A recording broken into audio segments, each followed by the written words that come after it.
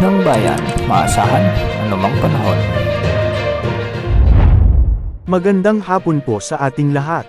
Narito ang update sa lagay ng panahon ngayong hapon, araw ng Huwebes, May 2, 2024. Ngayong hapon magpapatuloy ang maalinsangang panahon dahil sa umiiral na eterlize at sisibayan pa ng mga nagtatasang heat index na nadarama sa maraming lugar sa bansa. Ngayong araw asahan na papalo sa 48 degrees Celsius ang pinakamataas na heat index sa Pili Camarines Sur, 47 degrees Celsius naman sa Dagupan City, Pangasinan. 46 degrees Celsius sa Tacloban, Leyte at 45 degrees Celsius sa Lawag City, Ilocos Norte. Papalo naman sa 44 degrees Celsius ang maraming lugar sa bansa gaya ng Bacnotan, La Union, Tuguegarao City, Cagayan, Olongapo City, Zambales, Puerto Princesa City, Palawan, Aborlan, Palawan, Rojas City, Capiz, Iloilo City, Iloilo, Dumangas, Iloilo, Catarman, Northern Samar.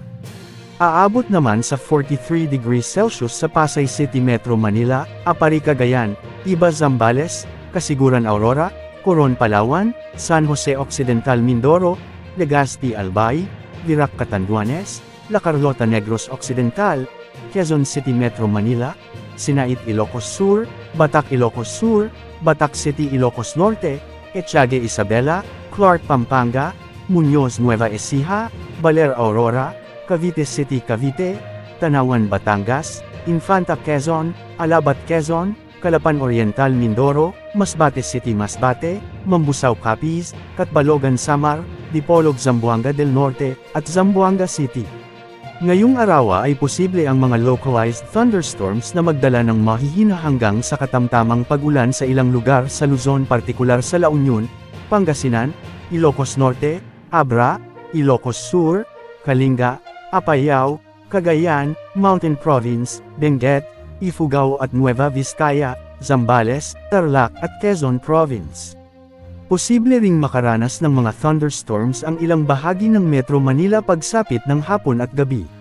Samantala sa bahagi ng Kalakhang, Visayas at Mindanao ay magpapatuloy naman ang bahagyang maulap hanggang sa maulap na kalangitan ngayong gabi, ngunit posible pa rin ang mga isolated rains sa ilang lugar.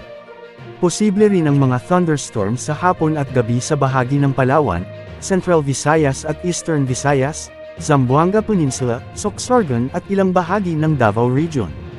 Ngayong buwan ng Mayo kung saan ay nasa peak na tayo ng tag-init, isa o dalawang bagyo pa rin ang posible o inaasahan ngayong buwan. Ayon sa mga datos ng Pag-asa, posibleng dumaan ang potensyal na mga bagyo sa bahagi ng Eastern Visayas at dadaan sa Southern Luzon. May posibilidad din na lumihis ito o di kaya naman ay mag-recurve sa bansa ang bagyo. Samantala, banayad din naman ang mga karagatang sakop ng bansa at wala namang nakataas na gale warning sa anumang karagatang sakop ng ating bansa, kaya malaya ang mga mangingisda at may sasakyang pandagat na pumalaot ngayong araw. Wala o mababa pa rin ang chance na magkaroon o may mabuong LPA o low pressure area o bagyo sa susunod na 3 hanggang 5 araw hanggang sa susunod na linggo. Yan ang update sa lagay ng ating panahon. Ito po ang weather update ng bayan, maaasahan anumang panahon.